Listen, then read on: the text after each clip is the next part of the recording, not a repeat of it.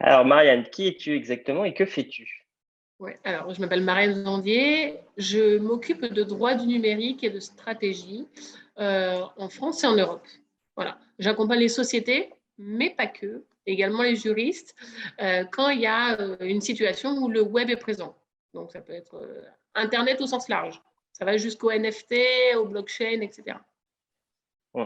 Pourquoi on a toujours la perception justement que, cette partie qui frôle entre, quelque chose qui est, très complexe, le juridique et quelque chose qui est plus de l'ordre de ce que maîtrisent les entreprises, c'est-à-dire leur matière, leurs données, leurs règlements, pourquoi on a l'impression que cette matière est extrêmement complexe, voire, de manière très franche, très chiante?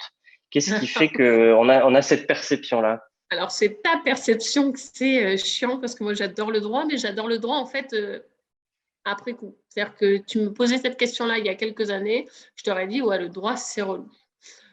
La problématique en fait du droit, c'est qu'ils ont besoin de quelque chose de fixe pour statuer et pour créer un cadre. Et dans le cas du numérique, en fait, on est quelque chose qui bouge tout le temps, qui évolue, qui est très fluctuant. Le droit va évoluer aussi.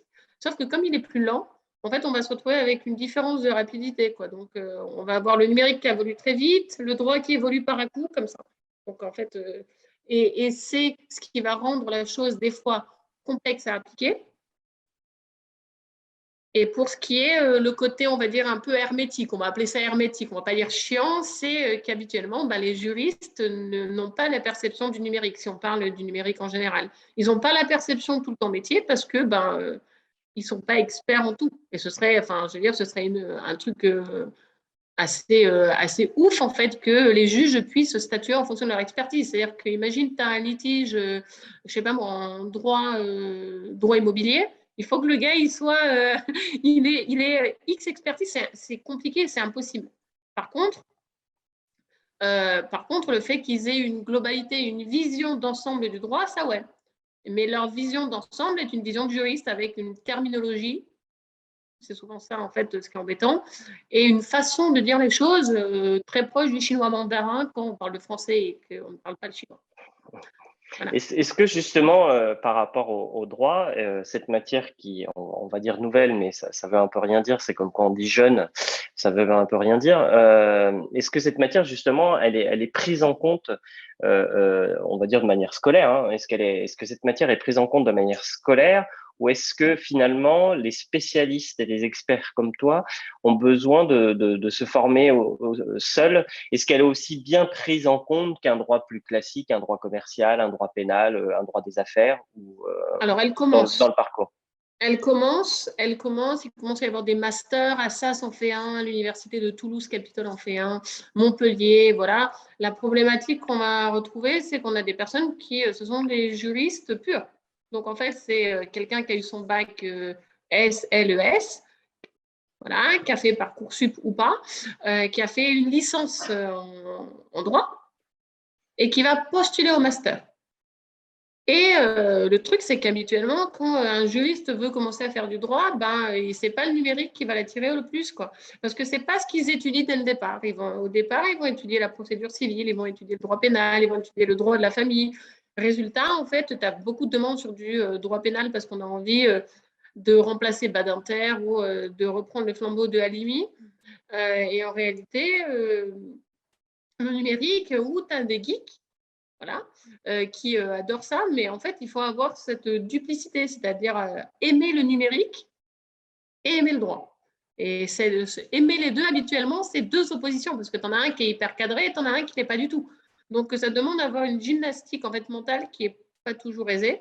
Mais c'est vrai qu'il y a un élargi, on va dire, on commence à avoir une vulgarisation, puisque déjà, il y a des diplômes universitaires, alors, sur dossier, payants, pour différentes cibles qui sont organisées régulièrement. Il y a aussi dans les écoles de commerce, en fait, il y a des cours de droit du numérique qui sont mis en place. Donc, il y a une volonté en fait de vulgariser la matière. Mais c'est vrai qu'on est toujours entre guillemets mieux servi jamais mieux servi que par soi-même. Le droit est toujours plus intéressant quand tu as de la vraie matière à côté à appliquer. C'est-à-dire que tu apprends 20 fois plus quand tu dois tu vois un litige entre deux sociétés que quand tu dois bachoter ton, je ne sais pas moi, règlement plateforme to business 2019. Voilà. Ben, justement, là, quand tu dis c'est plus intéressant quand il y a de la matière, tu interpelles beaucoup dans tes posts sur le fait que aujourd'hui, en fait, on est dans une ère où la matière est tellement folle qu'on finit par la recycler. Et tu interpelles beaucoup les créateurs sur l'utilisation de la matière qu'ils font. Qu'est-ce que tu vois avec les réseaux comme exercice qui va à l'encontre finalement du droit intellectuel, etc., et qui touche ta sphère et en particulier sur des plateformes de création de contenu, que ce soit sur TikTok ou sur LinkedIn. Qu'est-ce que tu vois de plus en plus qui t'interpelle, toi, autour de ces contenus?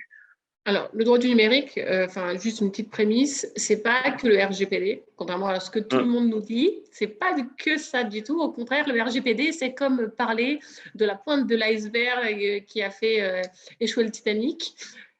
Le droit numérique, c'est très transversal. Il n'y a pas de lex numérica au sens propre. Ça n'existe pas, le code du droit du numérique. Pourquoi? Parce qu'en fait, le numérique, ben, comme pour nous, il est venu s'inclure dans notre vie. Le droit du numérique, il est venu s'inclure dans tout le droit ou l'ensemble des normes existantes. Donc, ceci étant dit, sur les réseaux sociaux, on a un problème, notamment un des problèmes, que ce soit, alors on peut avoir la diffamation, mais ça c'est du droit pénal, etc. On a des problèmes de propriété intellectuelle, de plagiat, enfin, ou du moins, le plagiat n'est pas défini comme tel en fait en réalité par rapport à la propriété intellectuelle. Le plagiat est un terme que nous valise, qu'on utilise. On va plus parler de contrefaçon à la mode, à la façon de. Voilà. Donc contrefaçon de contenu. Et là où c'est justement assez embêtant, c'est que sur les plateformes, on trouve déjà, des gens qui pompent des idées des autres, voilà, sans les citer. Deux, qui utilisent des images des autres sans citer la source. Moi, je mets un point d'honneur à mettre toujours les crédits de la photo. Voilà, c'est important en fait qu'on rende à César ce qui est à César. Et trois, ce qui pour moi est encore plus embêtant, ce sont les conseils qu'on donne en fait sur les plateformes qui sont souvent assez perchés. C'est-à-dire que, en fait, que ce soit sur TikTok ou d'autres, il y a des créateurs de contenu qui se sont spécialisés dans l'aide à l'entrepreneuriat, etc.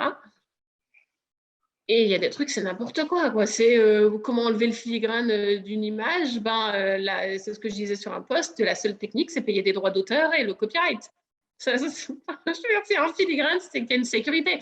C'est comme si on met un cadenas à un vélo, on veut utiliser le vélo ou on s'achète son propre vélo, ou on vole le vélo. Mais dans les deux cas, il y a un truc qui ne va pas en fait. Ou on connaît la personne et on lui demande la clé. Et si on lui demande la clé, on a payé peut-être la personne ou elle nous l'a prêtée parce qu'elle nous connaît.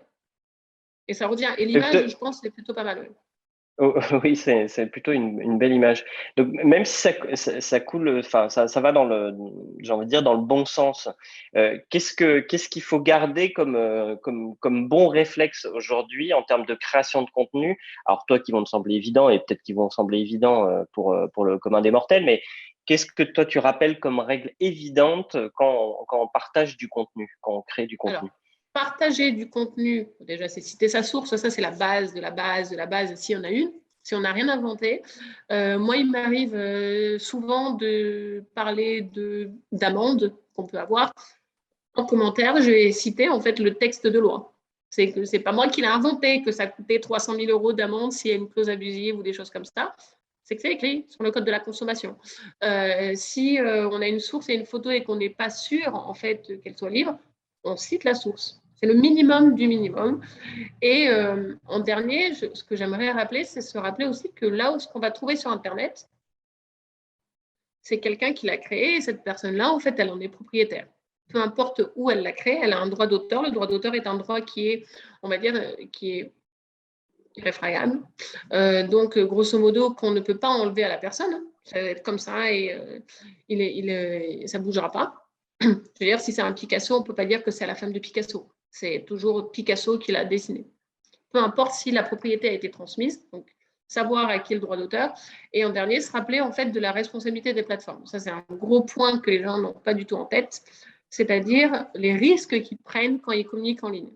Et quand je dis communiquer en ligne, alors toi, tu parles de LinkedIn, mais pour moi, communiquer en ligne, c'est même communiquer du contenu sur son site. Hum. Du moment qu'il y a un lien avec des plateformes ou autres, on communique en ligne.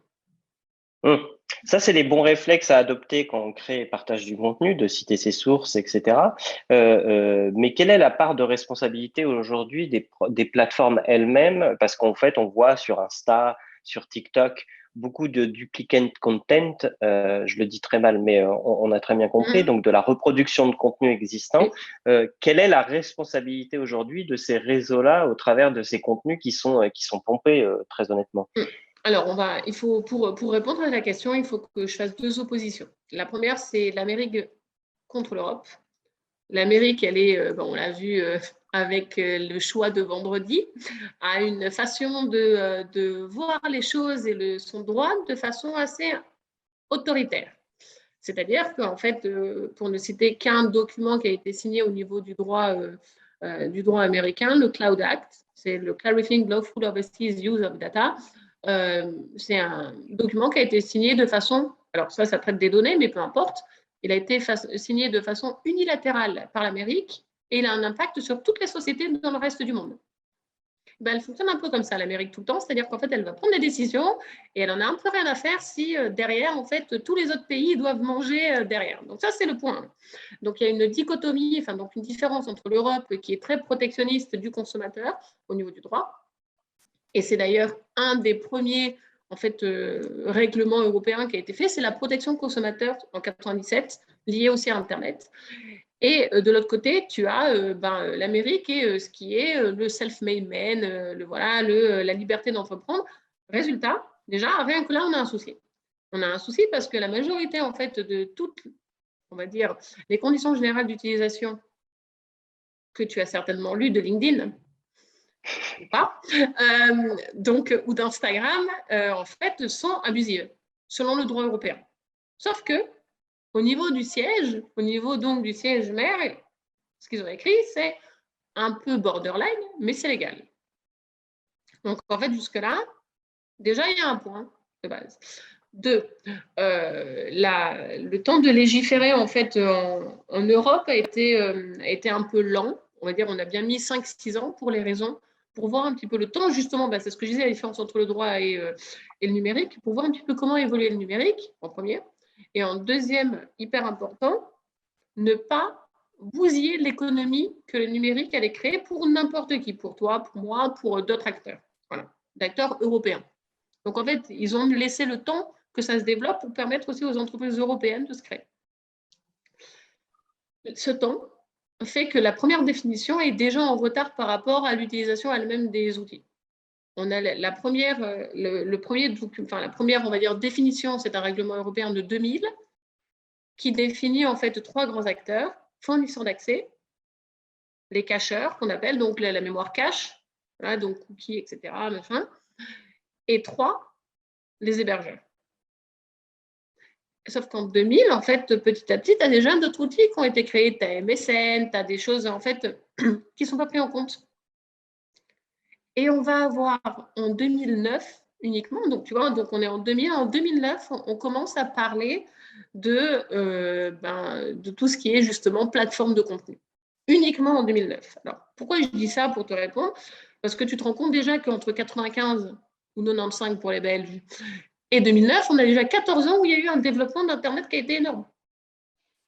Sauf que, entre-temps, avant qu'il y ait cette définition de l'OCDE en 2009, il y a eu des litiges. Et c'est des jurisprudences, en fait, qui ont un impact sur la définition des acteurs. Et jusqu'à aujourd'hui, les plateformes sont considérées dans la extra grande partie du temps irresponsables. Voilà, donc tu vois, tout ça pour te dire ça, irresponsables de ce que fait en fait l'utilisateur. Elles sont irresponsables jusqu'à un certain moment. Jusqu'au moment où nous, on sonne la sonnette d'alarme, on dit attention, le contenu, là, il n'est pas bon. Attention, là, on m'a piqué mon contenu. Attention, là, on est en train de m'insulter. D'accord? Donc en fait, on reporte la charge aux utilisateurs eux-mêmes pour Oui. signaler des contenus qui sont dupliqués. C'est bien ça. De base, on est sur de l'UGC, User Generated Content, plateforme. Et donc, c'est le créateur et même l'utilisateur qui est responsable et qui a, on va dire, dans la logique et dans ce qu'on appelle le scénario de, quiconque est tenu de connaître la loi, il est censé aussi être un autogarant, une autorégulation interne. Problème aussi, comme c'est la plateforme qui a créé l'outil elle-même, elle est censée être garante du bon fonctionnement et s'il y a des remontées. Sauf que, comme dans les définitions de base, il n'y a pas de réelle responsabilité légale avec des délais, avec des timings, avec des choses comme ça, si toi, tu fais remonter quelque chose qui a été pompé, LinkedIn ou Instagram ou autres n'ont pas une obligation, un délai de réponse. Donc, tant qu'ils n'ont pas de délai de réponse, tu es, quand même responsable. Si tu as une page Facebook, par exemple, avec 10 000 personnes dessus, même si elle est privée, la page, tu es responsable légalement, toi, en tant qu'administrateur, avec Facebook, s'il y a une attaque à Facebook. Alors, comment justement les créateurs de contenu et les entreprises peuvent se protéger de ça si on estime, et de manière très factuelle presque, que le réseau se dégage de sa responsabilité. Le réseau, quand le contenu est signalé, prend le temps qu'il voudra pour agir. Comment finalement on peut ne pas empêcher, ne pas frustrer une entreprise de créer du contenu en se disant de toute façon mon contenu va être dupliqué? Alors, déjà, il y a une logique pour moi qui est de faire et tu le dis très souvent, les réseaux, les plateformes, etc., ne sont qu'une rampe vers mon site. Je l'ai lu plusieurs fois sur tes posts, et donc c'est extrêmement vrai, mais il est important que la rampe, elle soit détachée du site. Je veux dire par là qu'il ne faut pas que déjà le contenu du site aille automatiquement sur les réseaux, mais que ce soit un choix. Et c'est important que ce soit un choix de l'entreprise déjà de le mettre en ligne. Ça, c'est le point 1. Comme ça, elle peut définir ce qu'elle veut partager et ce qu'elle ne veut pas partager avec X millions d'autres personnes. Ça, c'est le point 1 qui, pour moi, est fondamental. C'est donc avoir une scission technique entre les différents outils. Possibilité de les faire communiquer, mais possibilité de ne pas les faire communiquer. Voilà. Ça, c'est un. Pour pouvoir faire en sorte qu'une entreprise, après, elle ait envie de communiquer, il faut, qu'elle ait des formats déjà propres à elle et qu'elle ait créé son image de marque avec un positionnement et qu'on dise, OK, ce format-là, ça peut être peu importe, j'en sais rien, moi, cause ou ce qu'on veut. Ça peut être que MV Expertise, ça peut être que McDo, on sait que c'est eux. Donc, il faut avoir une image de marque hyper claire. Voilà. Ensuite, plus on communique, mine de rien, moins on va être amené à être pompé. Alors, ça paraît fou dit comme ça, mais en réalité, si moi je communique 3, 4, 5, 6 fois en 2 semaines, mon gain est déjà que le poste va gagner en notoriété et va être vu avant les autres. Donc, le temps d'être pompé, même si c'est pompé vite, tu auras déjà tout le réseau, mon réseau personnel, et les personnes qui me suivent qui auront eu la primeur et la fraîcheur de la chose. Ça, c'est un. La deuxième chose importante, c'est clairement avoir une ligne éditoriale hyper claire pour qu'on sache que ça n'aille pas dans tous les sens. Parce que plus c'est clair, plus c'est spécialisé, plus on est, on va dire, expert dans quelque chose, mais c'est pas on n'est pas tout le temps expert, mais du moins plus on s'y connaît dans une matière, moins les autres vont être aptes à pouvoir nous pomper, parce qu'on va rentrer sur des choses qui sont assez techniques pour que la personne de l'autre côté, si on lui pose une question, elle ne sache pas répondre. C'est-à-dire que moi, maintenant, ça va faire quoi? Ça va faire 4-5 mois que je communique un peu plus activement, on va dire, sur LinkedIn, alors que je ne le faisais pas du tout. On peut dire que maintenant, les gens commencent à venir vers moi automatiquement par rapport aux droits du numérique. C'est-à-dire que s'il y a besoin, on sait qu'on peut on fait de moi une référence. Si quelqu'un devait se mettre à parler des droits du numérique, sachant que c'est quelque chose dont pas beaucoup de monde parle sur le net, potentiellement, il est quasiment certain que quelqu'un me taguerait ou m'enverrait l'article en me disant « Marianne, mais c'est pas de toi, cette thématique, ça me dit quelque chose sur un post, etc. » Déjà, ça c'est 3. Et enfin, le dernier point qui peut permettre de s'assurer, c'est en fait être actif en page de société. Si on voit que quelqu'un nous a piqué du contenu, il n'y a rien de plus simple que de mettre le lien de son article et de l'interpeller, puisque de toute manière, on travaille avec des algorithmes, et donc l'algorithme lui-même va considérer le contenu pertinent si on le met un lien dans un commentaire, pour reprendre également un peu l'image. Après, voilà, il faut répondre à la façon. Pour moi, les commentaires, ce n'est rien d'autre que des feedbacks. Hein. Donc, à la façon de feedback qu'on peut avoir sur Trustpilot ou, je sais pas moi, Welcome to the Jungle ou Glassdoor. Eh ben, ne pas répondre à un commentaire ou laisser passer quelque chose fait qu'on est, plus facilement attaquable. Si on dit non, mais c'est pas grave, je suis flattée qu'on m'ait piqué mon contenu, ben moi, pas du tout. C'est-à-dire que, je veux dire, si moi, on pique mon contenu, je pars du principe que c'est ma connaissance qu'on a volée. Et ma connaissance, c'est des mises à jour quasiment tous les 2 ans. Donc, comme toi, tu le fais, ça te coûte de l'argent, ça te coûte du temps. Non, voilà. Donc, si je dois résumer, c'est prendre la parole, répondre, avoir une ligne bien claire et être régulier, en fait, c'est ça. Ouais, c'est super intéressant là bah, finalement plus je suis actif et plus je vais pouvoir finalement me garantir que le plagiat sera moins fréquent et surtout moins fort et que je pourrais effectivement contre-attaquer derrière s'il est existant. Clairement. Et justement, on le voit, ça c'est la première partie autour de la création du contenu et du droit et effectivement tu as éclairé un peu les choses là-dessus. Et l'autre versant des choses est sur la donnée, en fait, la donnée qu'on collecte. Oui. On sait qu'il y a beaucoup d'enjeux, d'une part parce qu'il y a des enjeux de recrutement très forts sur des data analystes, etc., ou des data scientists, et que c'est une vraie problématique d'entreprise et de grandes entreprises aussi, et pas que des grandes d'ailleurs. Sur ce point-là très précis aujourd'hui, on sait qu'on doit prendre des précautions en avant, que le commun des mortels connaît au travers des cookies qu'il accepte, etc.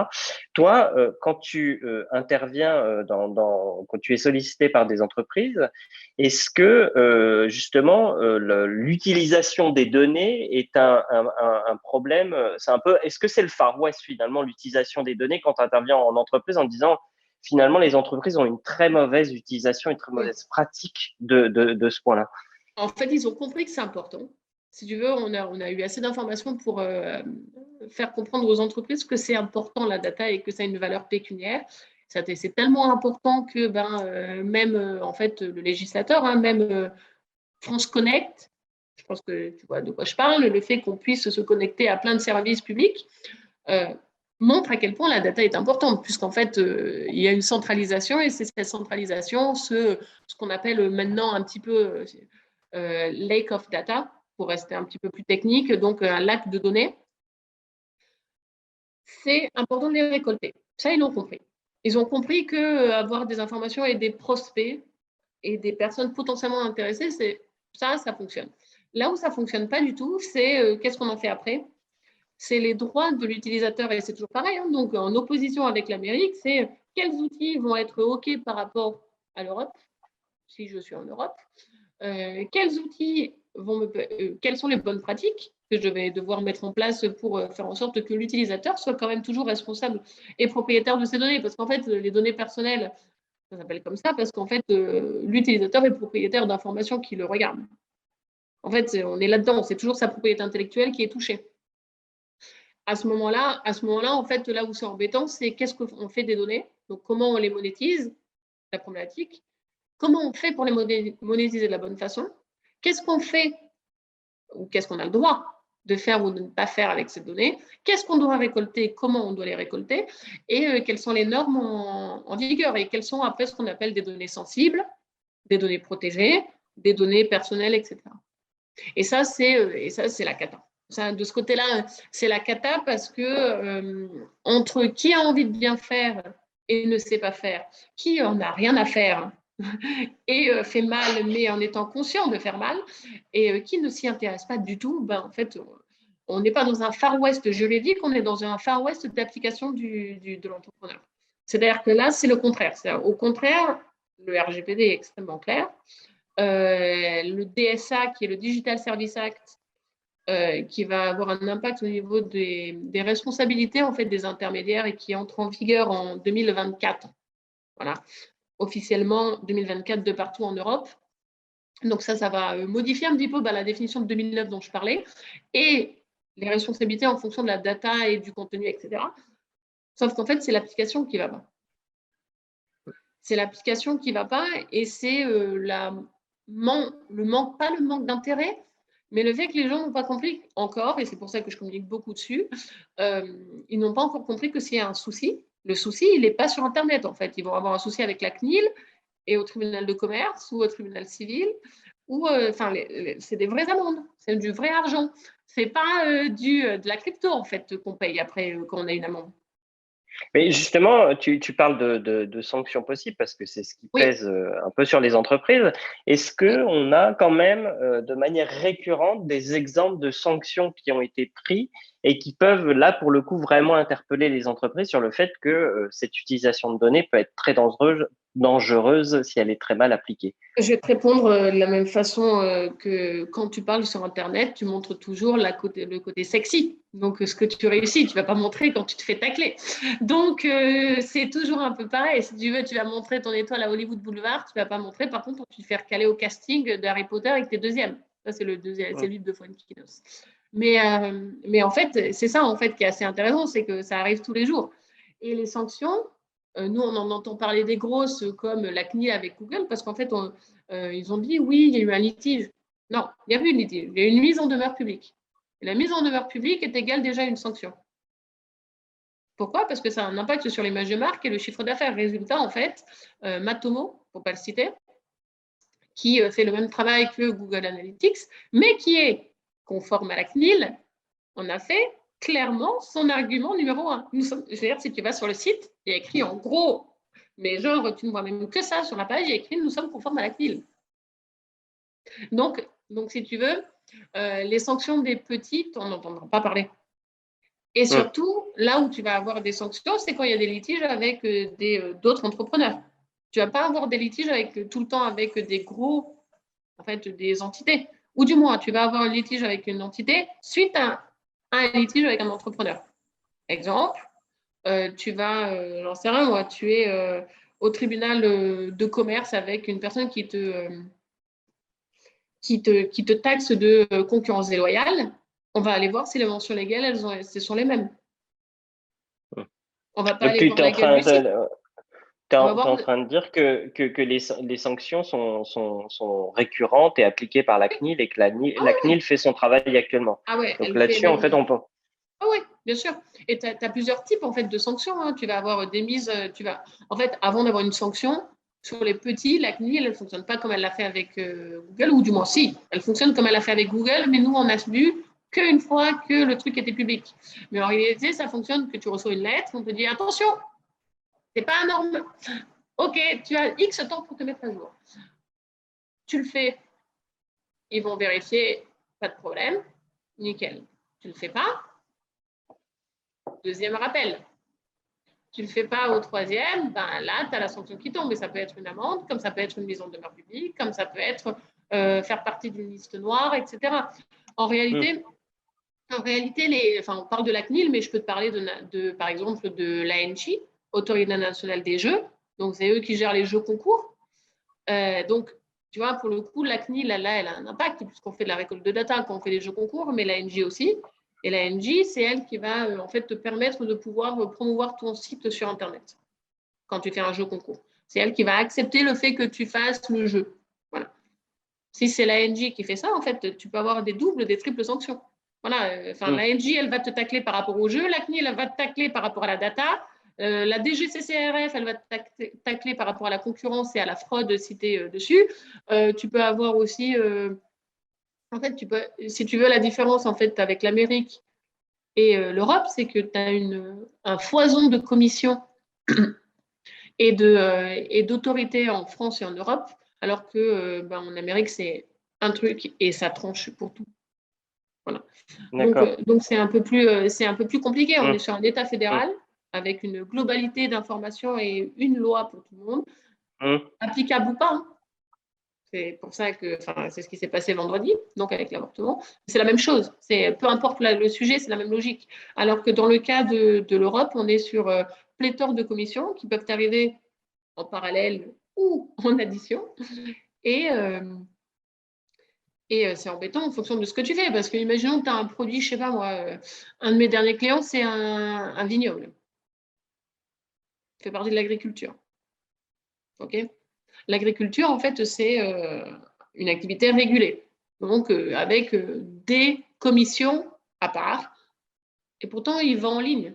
Donc en fait, le mec, il est attaquable sur la data, il est attaquable sur la vente en ligne par la DGCCRF, il est attaquable par la PAC, donc politique agricole commune, plus attaquable potentiellement par tous ses concurrents qui veulent lui mettre dans le lard et qui vont attendre le premier faux pas et dire voilà, vous avez vu, il y a ça, il se passe ça.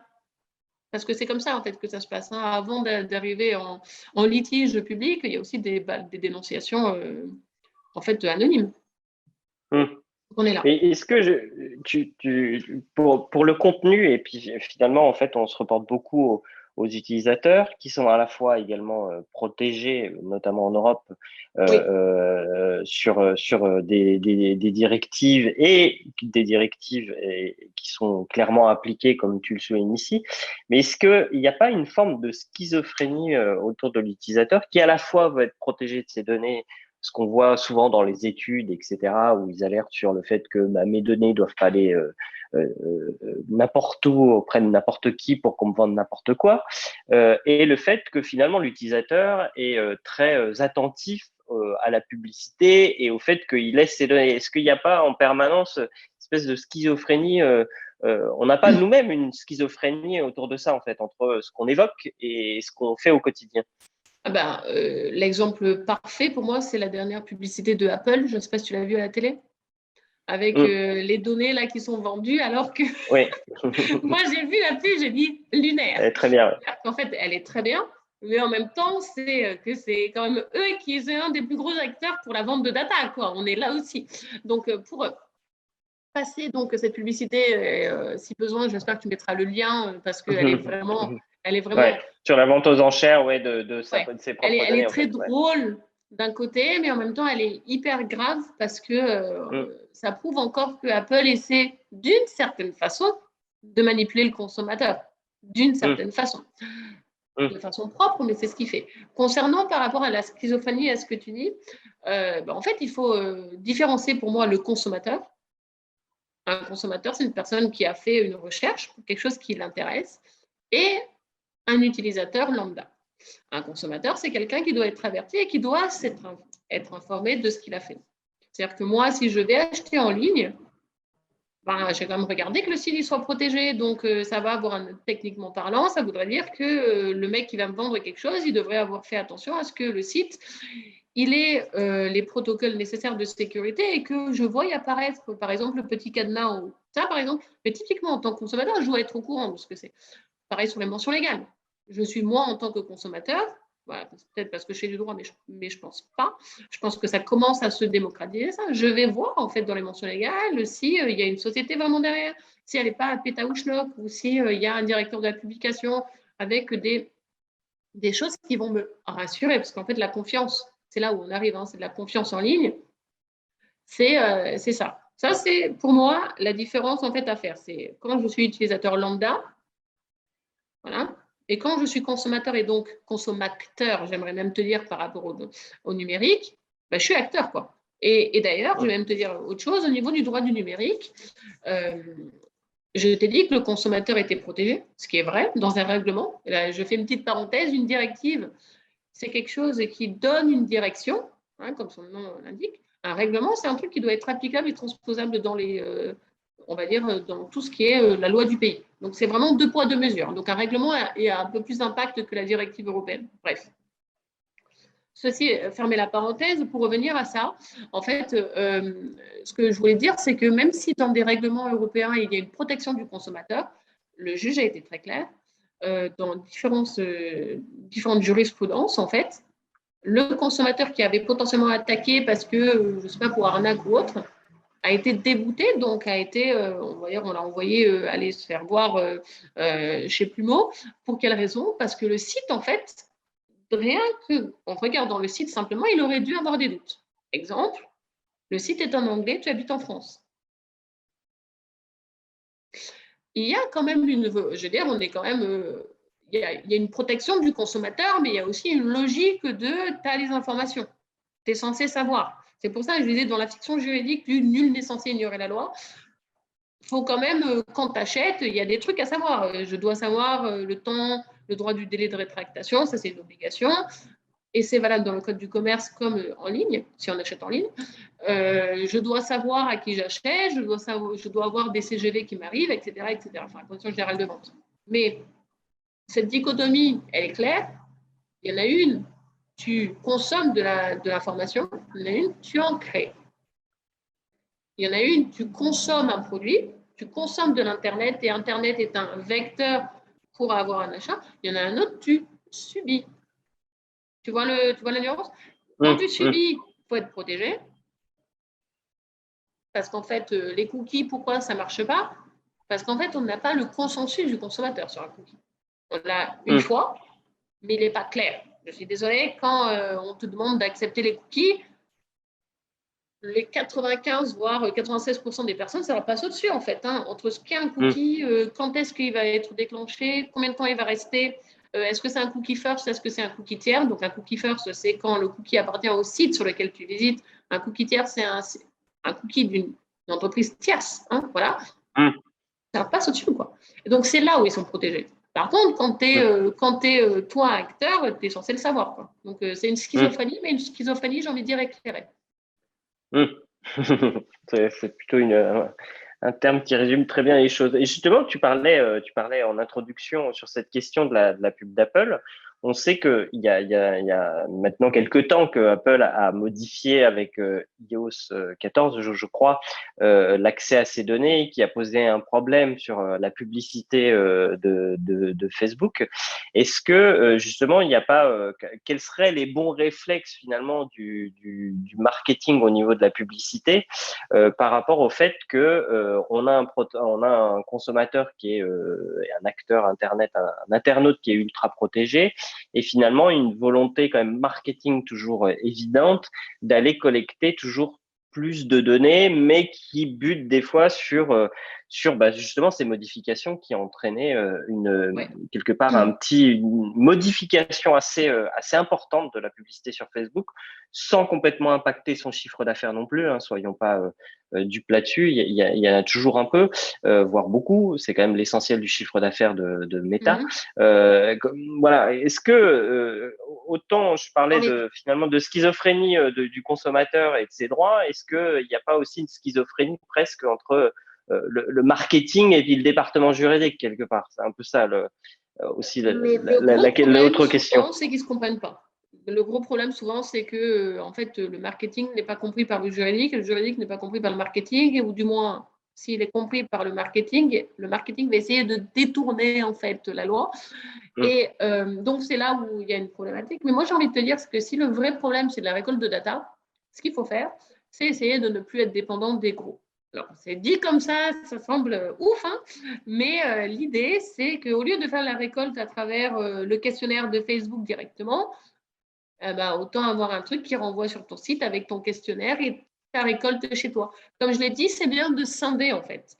Donc, si on utilise les réseaux comme plateforme pour arriver chez la personne, elle voit ton site, elle va accepter, elle va donner le consensus clair, enfin, du moins, si tu es passé avec moi ou avec quelqu'un qui s'y connaît, elle a accepté, en fait, elle a donné son opt-in, donc son accord, elle a cliqué, tu as la data, toi, directement.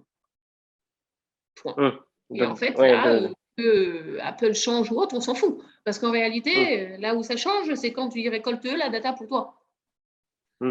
Là où moi, je te dis qu'il faut faire, ce qui, moi, me semble le plus intéressant, c'est d'avoir toujours le questionnaire ou le formulaire chez toi.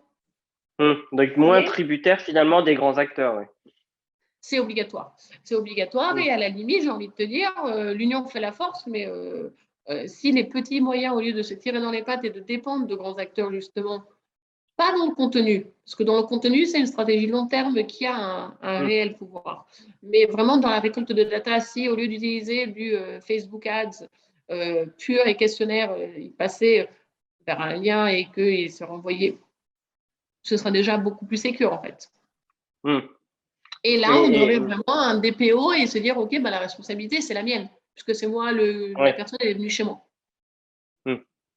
Non, mais c'est assez pareil, hein, c'est assez limpide. Hein, c'est comme créer du contenu pour éviter quelque part indirectement le plagiat, et puis quelque part créer vos propres formulaires, puisqu'on parle de formulaires, pour éviter de passer et d'être tributaire, dépendant, voire esclave des fois de grands groupes. Et toi, là, si tu devais, pour conclure, donner alors à la fois comment tu vois un peu évoluer les choses pour les entreprises par rapport à ce droit numérique, et surtout, quelque part, qu'est-ce qu'elles doivent aujourd'hui anticiper sur les 3 à 5 ans qui viennent, sur lesquels toi, tu as envie de les alerter, plutôt Ouais. anticiper, puis toi-même les alerter, en fait.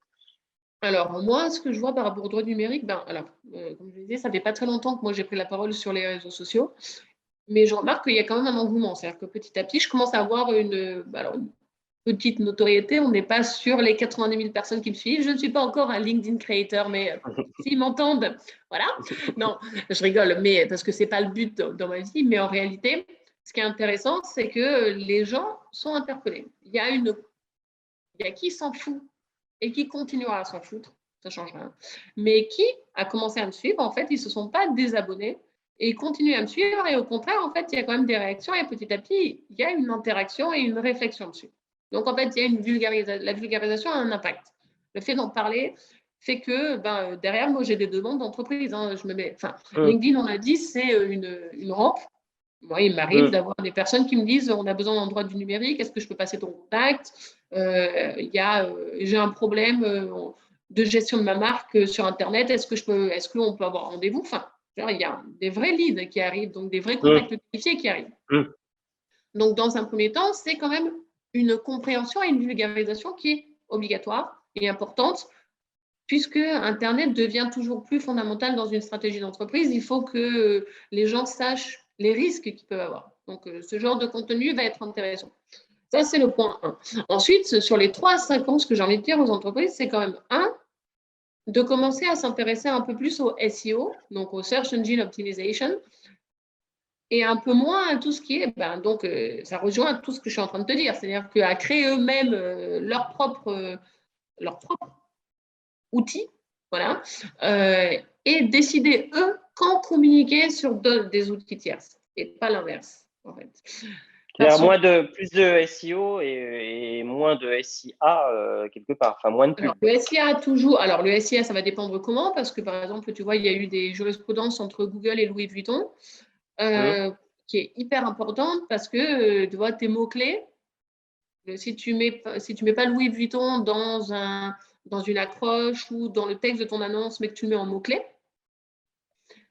potentiellement, Google n'est pas attaquable. hum. Donc, en fait, tout dépend, la responsabilité que tu veux mettre chez Google ou chez toi. Le SEO, pour moi, il est intéressant parce que l'algorithme, en fait, est quelque chose qui est protégé en Europe et les algorithmes en général. Hein. Et quand je dis SEO, moi, je parle de stratégie de contenu au sens large. C'est-à-dire pas uniquement sur le site. Là où il y a un algorithme, pour moi, et où tu prends la parole, peu importe si c'est sur Hum, LinkedIn. De toute manière, l'algorithme de LinkedIn va retravailler sur l'algorithme de Google, enfin, j'apprends rien. Mais hum. dans la logique, en fait, le fait de créer soi-même son contenu et de ne pas être dépendant sur quelque chose qui est automatisé, fait que tu as la main mise et que donc, tu sais comment t'organiser. Donc, ça veut dire, en fait, prendre plus la parole soi-même en tant qu'entrepreneur. Ça, c'est ce qui va être fondamental pour moi dans les 3-5 ans. Qu'on sache qui tu es. Donc déjà, ça va marcher au niveau de la propriété intellectuelle. Quand moi, on parle de Marianne, les personnes qui me connaissent, ils savent que je fais du droit du numérique et on ne va pas aller me voir pour autre chose, en fait. Quand une personne va faire de la plomberie, si elle décide d'expliquer en fait la plomberie de la bonne façon, de la façon un peu plus sexy, etc. Moi, quand je vais avoir besoin de plomberie, clairement, le contenu va m'aider à avoir une amélioration de ma notoriété au niveau de la pyramide et devenir, si ce n'est pas top of mind, au moins notoriété assistée. Voilà. Donc ça, c'est l'importance. Et c'est là où, en fait, qu'il ne va pas y avoir d'implication légale, puisque vu que l'algorithme n'est pas décidé par nous, on ne fait que créer du contenu. Si le contenu est monté par la plateforme, c'est la plateforme qui aura, à travers son algorithme, qui est également donc irresponsable, qui aura mis en lumière le contenu. Donc ça, c'est pour moi prendre la parole. Vraiment prendre la parole et organiser des outils qui soient conformes. C'est-à-dire que plus ils vont avoir de la conformité, ils vont avoir des mentions légales qui sont mises à jour, des CGV, des CGU qui ont évolué en fonction de leur stratégie, parce que c'est pas les mentions légales, c'est pas la pierre de Rosette, hein. C'est que en fait, en fonction de l'évolution qu'on donne à la stratégie, il faut la mettre à jour. Vous changez de photographe, il y aura plusieurs droits d'auteur et plusieurs propriétés intellectuelles. Vous décidez de récolter de la data, il va y avoir une mention sur la RGPD. Il y a des nouvelles normes, comme le DSA dont je parlais, il faut mettre à jour toutes les mentions légales en fonction de la nouvelle norme. Voilà. Et prendre, oui, créer son contenu, avoir ses outils, ses propres sites, voilà, avoir bien clair, et ça c'est hyper important, que quand, et ça c'est la phrase habituellement qu'on entend, qu'on avait entendu, je crois que c'est un des gars d'Apple qui avait dit ça justement, si c'est gratuit, c'est que c'est toi le produit. Donc, si tu peux prendre la parole gratuitement sur LinkedIn, potentiellement, c'est que LinkedIn t'utilise aussi. Si tu peux le faire sur Instagram, et c'est la preuve sur notamment sur les CGV et CGU, c'est que ta création ne t'appartient plus vraiment. Et d'ailleurs, il y a eu une jurisprudence aussi, parce que comme tu vois, comme je te le dis, c'est moins les lois ou les normes, plus les jurisprudences. Il y a une jurisprudence entre le contrat de réseautage, qu'on appelle, donc n'importe quel réseau, qui opposait UFC Que Choisir, donc une association de consommateurs, qui a été amenée devant le tribunal de commerce de Paris. Il y avait, sauf erreur, hein, un truc comme 430, non, 17 clauses sur les 437. Voilà. Il y a 437 clauses dans les conditions générales d'utilisation de Facebook, il y avait. Et en fait, il n'y en avait que 420 qui étaient fausses, quoi. Donc, en gros, je suis en train de dire qu'il y en avait 17 qui étaient valables. Donc, il faut avoir en tête, en fait, que leur but, c'est de faire de l'argent. C'est pas que toi, tu communiques et que ce soit leur but, c'est faire de l'étude. C'est une société, en fait, derrière. Et si c'est une société, il faut aussi se protéger de la société et dégager sa responsabilité légale. Comment? Eh ben, il faut faire attention aux termes qu'on utilise quand on est sur les réseaux sociaux. Il faut faire attention aux actions marketing qu'on met en place. Il faut faire attention, et ça, toi, tu le fais, je pense, avec tes clients. Moi, je le fais avec les miens également. Et l'implication en fait, du marketing, de la stratégie de contenu et du droit, c'est imbriqué. Les trois sont imbriqués totalement. On est sur trois cercles qui se touchent. Donc, voilà. Créer du contenu, avoir ses propres outils et quand même être attentif et pas être totalement naïf sur le fait que, comme moi j'aime bien le rappeler, parce que souvent les gens ils se plaignent des modifications algorithmiques, des modifications d'ergonomie. C'est des entreprises privées, elles sont là pour faire de l'argent et donc du coup, ce n'est pas des services publics, donc voilà, elles se mettent en conformité. Elles se mettent en conformité par rapport à ce que demande le comptable. Non pas ce que demande l'utilisateur. Et puis en même temps, ça nous oblige nous à être en fait un pas en avant par rapport à la plateforme. En fait, il faut partir du principe que un site, si on veut être efficace, c'est d'une certaine façon une plateforme elle-même. N'importe quel petit site est une plateforme elle-même de contenu. Si on a cette logique-là et si on arrête de dire moi je fais du contenu que sur LinkedIn, on a compris en fait que là où doit se passer au départ l'information, c'est sur ton site. Et après, toi, tu dois transposer sur les plateformes si tu en as besoin. Donc, c'est replacer les plateformes comme outils et non pas comme support de communication numéro 1. Voilà, donc il peut y avoir des newsletters qui peuvent permettre aussi de se détacher. Newsletters externes à LinkedIn, qui se permettent LinkedIn ou autre, de se détacher en fait des plateformes. Et puis voilà, oui, avoir des conseils. C'est-à-dire qu'en fait, quand on est le nez dans le guidon, c'est ça aussi qui se passe. Quand on est dans le guidon et quand on est une entreprise, peu importe la taille de l'entreprise, on est expert en plomberie, on est expert en jardinage, on est expert en aérospatial. On n'est pas expert dans le numérique, on n'est pas expert en prise de communication, on n'est pas expert en droit du numérique. C'est pas grave.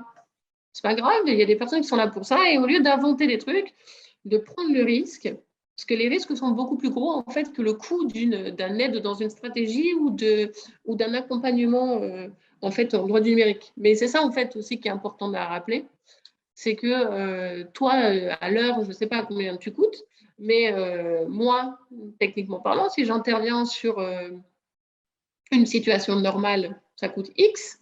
Si j'interviens sur un litige à côté de ton avocat d'affaires, ça va coûter X fois 3 par heure.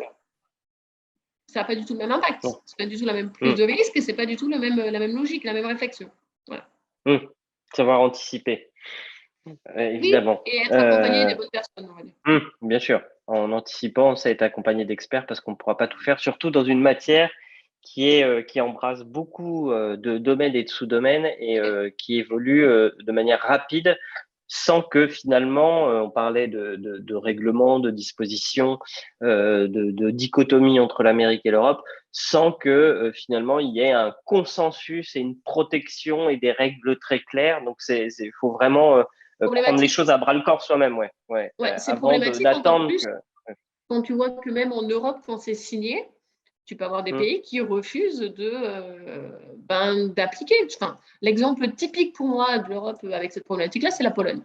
La Pologne, à chaque fois qu'il y a un truc qui est fait, par exemple, il y a une loi, il y a un règlement européen qui s'appelle le droit d'auteur dans un marché unifié numérique, donc le DAMUN, ok. L'article 17, qui est un truc qui bloque un peu les GAFAM, quel est le pays qui a mis ça sur le plateau de la CJUE, donc la Cour de justice de l'Union européenne? C'est la Pologne. Pourquoi? Parce qu'ils ont le droit de le faire. Parce que la formation de l'Europe, c'est ça, c'est un conglomérat d'États souverains. Alors qu'en Amérique, on n'est pas dedans, quoi. La preuve, d'ailleurs, je te donne l'exemple de vendredi, parce que pour moi, c'est le truc le plus criant. Ils ont décidé, tu peux l'appliquer au VA, mais le gros conseil, c'est quand même de l'appliquer, quoi. Et d'ailleurs, on a vu qu'il y a déjà, il y a déjà plus de la moitié des États qui sont en train de le faire. On a eu, en même pas une demi-journée, il y avait déjà un État qui a déjà dit que l'avortement, c'était mort. Là, en fait, en Europe, tu as encore le droit, en tant qu'État, d'imposer, en fait. D'où le fait que s'il n'y a pas de possibilité d'être vraiment unifié pour des raisons de création, il faut que toi, en tant qu'entrepreneur, tu saches à qui tu vas parler, tu saches les risques que tu peux avoir. Si tu as une cible, j'en sais rien moi, qui est italienne et que tu parles en italien, même si tu es basé en France, il faut savoir que tu peux avoir des litiges en Italie. C'est normal. Voilà. Donc, l'activité dirigée, comment elle fonctionne, etc. Donc, il faut vraiment avoir une clairvoyance.